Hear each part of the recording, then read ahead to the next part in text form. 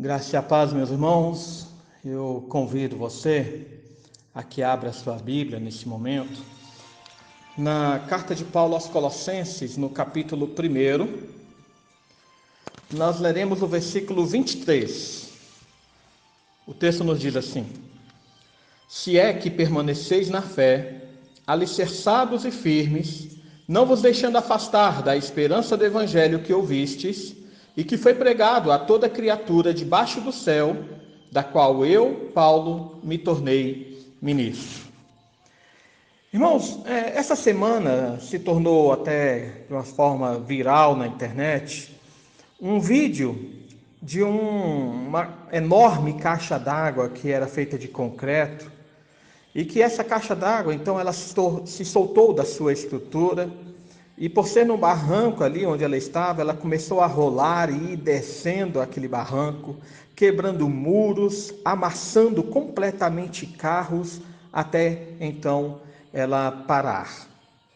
Isso, irmãos, é uma demonstração do que Paulo quer dizer aqui também a respeito do que pode acontecer com uma fé que não tem alicerce. Se vamos lembrarem, nas nossas meditações anteriores, Paulo ele estava fazendo uma apresentação de Jesus, falando o que Jesus é para a igreja, como Jesus é a causa e o motivo de toda a criação, e também o seu efeito para cada cristão, no versículo 21 e 22 que nós fizemos a última meditação, ou seja, que é por causa dele que nós fomos reconciliados com Deus, que é mediante ele que nós somos santificados, que nós seremos apresentados santos, inculpáveis e irrepreensíveis perante Deus.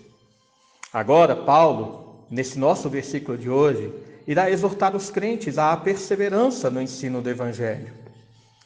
Irmãos, a primeira observação importante a se fazer nesse versículo é no início, na partícula se, que Paulo coloca ali. Veja que, quando ele fala se é que permaneceis na fé, Paulo coloca essa partícula como uma introdução de uma oração condicional que ele assume ser verdadeira essa condição. Então veja que ele não tem dúvida a respeito da fé dos crentes, mas ele coloca que diante de uma confirmação da fé deles, aquilo que ele disse no versículo anterior, ou seja, a respeito da reconciliação, a respeito da santificação, é verdade. Ele está falando que Jesus vos reconciliou e ele vos haverá de apresentar diante do Pai santos, irrepreensíveis e culpados, tendo em vista que vocês permanecem na fé, levando em consideração o fato de que vocês estão firmes nessa fé.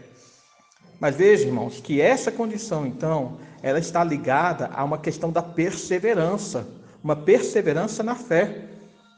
Não num sentido acerca da possibilidade de perder a salvação, mas de confirmar se nós fazemos ou não parte desse povo que é salvo.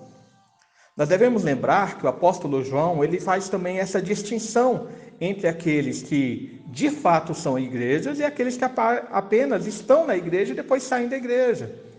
Lá em 1 João, no capítulo 2, versículo 19, falando a respeito dos falsos mestres, ele diz: eles saíram do nosso meio, entretanto não eram dos nossos, porque se tivessem sido dos nossos, teriam permanecido conosco. Todavia, eles se foram para que ficasse manifesto que nenhum deles é dos nossos. Jesus também, ele fez essa demonstração ao usar algumas figuras, como por exemplo, o joio no meio do trigo, os peixes ruins no meio dos peixes bons naquela rede que foi lançada. E também naquela parábola a respeito das virgens nécias que estavam junto com as virgens prudentes. Tudo isso, irmãos, para mostrar que não é apenas estar na igreja, mas é ser igreja em essência. E o que confirma a nossa participação da verdadeira igreja, da igreja espiritual, é a perseverança na verdade da fé. Então vejam que Paulo diz: alicerçados e firmes. Se é que permaneceis na fé, alicerçados e firmes. Veja que o alicerce e a firmeza está relacionado à fé. E a ideia do verbo grego lança essa imagem do fundamento de uma estrutura e da sua firmeza. Assim, irmãos, a fé não é apenas uma opinião acerca de Jesus, mas sim doutrinas e ensinos fundamentados na verdade que direcionam a nossa visão sobre Cristo e a nossa vida em santidade. Isso porque a principal preocupação de Paulo aqui era de admoestar os crentes contra os falsos mestres, que ele haverá de falar aqui um pouco mais à frente. Esses falsos mestres queriam desviar os crentes da verdadeira doutrina. E é por isso que na cláusula seguinte, Paulo fala: não vos deixando de afastar da esperança do evangelho que ouvistes. Irmãos, a esperança do evangelho é aquela esperança que resplandece em nós, através do evangelho que nós conhecemos. Porque onde o evangelho está, ali também está a esperança da salvação eterna. Paulo falou dessa esperança no capítulo 1, versículo 5, falando: por causa da esperança que vos está preservada nos céus. Ele falou também, vai falar no versículo 27, também falando: Cristo em vós, a esperança da glória. Então, quando aqui ele fala a respeito que não nos deixemos afastar da esperança do evangelho, ele está falando que quando nós temos uma firmeza doutrinária, quando nós estamos alicerçados nas doutrinas, daquilo que nós cremos, da verdade do evangelho, essa esperança da vida eterna, essa presença de Cristo em nós, jamais nos afastaremos dela. Os irmãos, portanto, vejam a importância que Paulo e todos os demais apóstolos dão à verdadeira doutrina. Irmãos, vejam que hoje em dia muitas pessoas são acostumadas a falar o seguinte: o que importa é falar de Deus. Ah, mas se a tal pessoa está falando de Jesus, que significa que é bom. Irmãos, não é isso.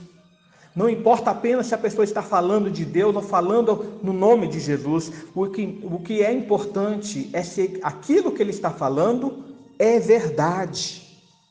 Porque se o alicerce doutrinário não for firmado na verdade da palavra de Deus, se o seu ensino não for firme nas verdades bíblicas, muitos serão afastados da verdade do Evangelho.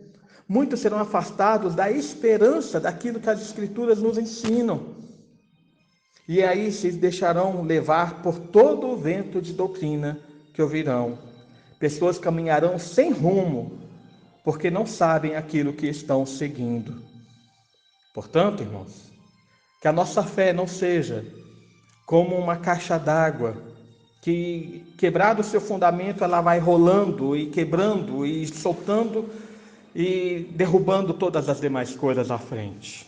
Que não seja destrutiva para a nossa vida, mas que, alicerçados e firmados no verdadeiro ensino bíblico, nós possamos crescer como um edifício de Deus, firmes e estruturados, sempre progredindo e crescendo para louvor e glória do nosso Senhor.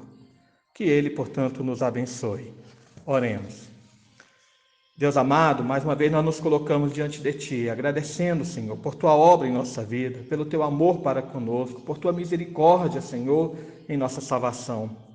Te agradecemos, Senhor, porque, embora sejamos fracos e cheios de falhas, o Teu Espírito age em nós para nos trazer, Senhor, ao verdadeiro conhecimento do Teu Filho, que nos salva, que nos redime e que implanta em nós a esperança da glória eterna, a esperança da salvação.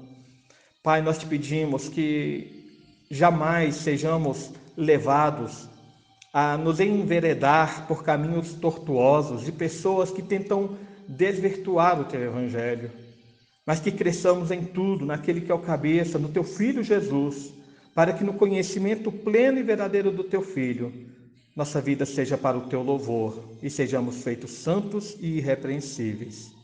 É o que nós desejamos, ó Pai, viver para a Tua glória, viver para o Teu louvor, viver para a Tua honra em todas as coisas. Abençoa a Tua igreja sobre toda a face da terra, para que essa igreja seja viva e pregue o Teu verdadeiro evangelho a toda criatura, assim como Tu chamaste o Teu apóstolo Paulo também para fazer. Que cada um de nós seja usado para ensinar a verdade, viver em verdade para o Teu louvor.